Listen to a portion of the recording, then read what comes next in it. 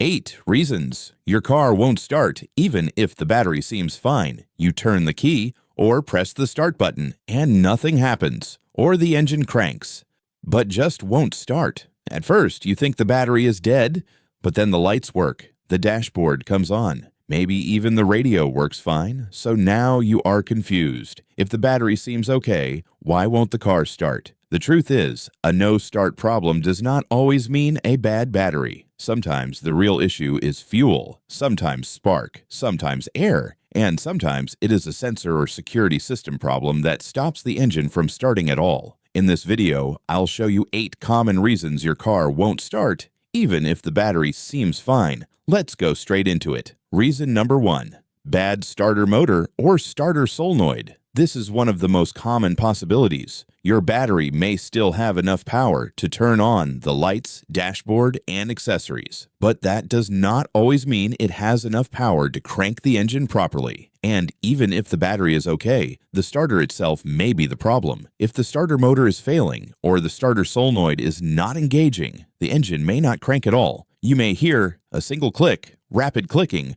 or nothing but dashboard lights. This is why a car can look alive electrically, but still refuse to start. Reason number 2. No fuel reaching the engine. An engine needs fuel to start. If fuel is not getting there, the engine may crank normally, but it will never fire up. This can happen because of a weak fuel pump, a clogged fuel filter, or a fuel delivery problem. You may notice the engine turning over, but never actually starting. Sometimes the car may struggle for a second, then die. Other times, it just keeps cranking. This is one of the classic signs of a fuel-related no-start problem.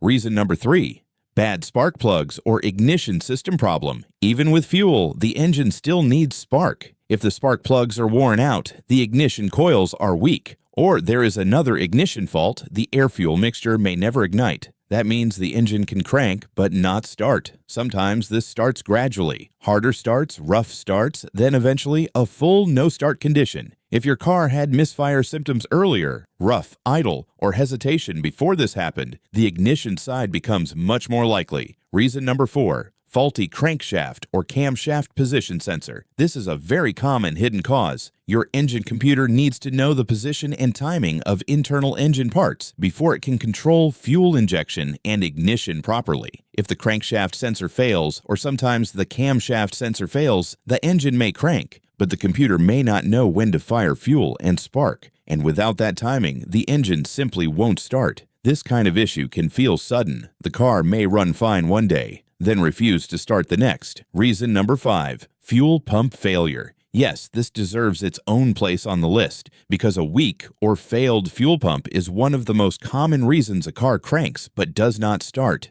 The battery may seem fine, the starter may crank the engine, but without fuel pressure, the engine cannot run. Sometimes the pump gives warning signs first: loss of power, hard starting, whining noise from the tank. Other times it just fails and the car suddenly refuses to start. Reason number 6. Engine flooded from too much fuel. Sometimes the opposite problem happens. Instead of too little fuel, the engine gets too much. This can happen because of leaking injectors, a stuck injector, or certain sensor problems. When too much fuel enters the cylinders, the spark plugs may not be able to ignite the mixture properly. That causes a no-start condition too. You may smell fuel, you may notice the engine almost starting, but not fully catching. This is less common than some other causes, but still very real. Reason number 7. Security system or immobilizer problem. Modern cars often have an anti-theft system that prevents the engine from starting if the key is not recognized properly. So even if the battery is fine, the car may still refuse to start because the immobilizer is blocking it. You may see a key symbol, security light, or anti-theft light on the dashboard. Sometimes the engine cranks but won't fire. Sometimes it won't crank at all. This kind of issue is easy to misread as a battery or starter problem when the real cause is electronic authorization. Reason number 8. Blown fuse, relay failure, or wiring issue. And finally, sometimes the problem is not a major part at all. Sometimes it is electrical. A blown fuse, a bad relay, a damaged wire, a poor connection. If power is not reaching the starter circuit, Fuel pump, ignition system, or engine control side, the car may refuse to start even though the battery still seems fine. This is why no start problems can be frustrating, because the battery may be okay, the lights may work, and still, one small electrical fault can stop the whole car from starting. Now here is something important. Not all no-start problems look the same. If the engine does not crank at all, think more about starter, battery connections, security system, or electrical faults. If the engine cranks but won't fire up, think more about fuel, spark, timing sensors, or injector-related issues. That difference matters because it helps narrow down the real cause much faster. So what should you check first? Start simple. Ask yourself, does the engine crank? Do the dashboard lights come on? Do you hear clicking? Do you smell fuel? Is there a security light? Did the car show warning signs earlier like hard starting, misfires, or loss of power? Those clues matter because they help separate a battery issue from a true no-start issue. So let's quickly recap. Your car may not start even if the battery seems fine because of a bad starter, no fuel delivery, ignition problems, a bad crankshaft or camshaft sensor, fuel pump failure, an engine flooding issue, an immobilizer problem, or a fuse, relay, or wiring fault. Some of these are simple, some are hidden, and some can leave you stranded without much warning. That is why paying attention to how the car behaves before it stops starting can save you a lot of time and money.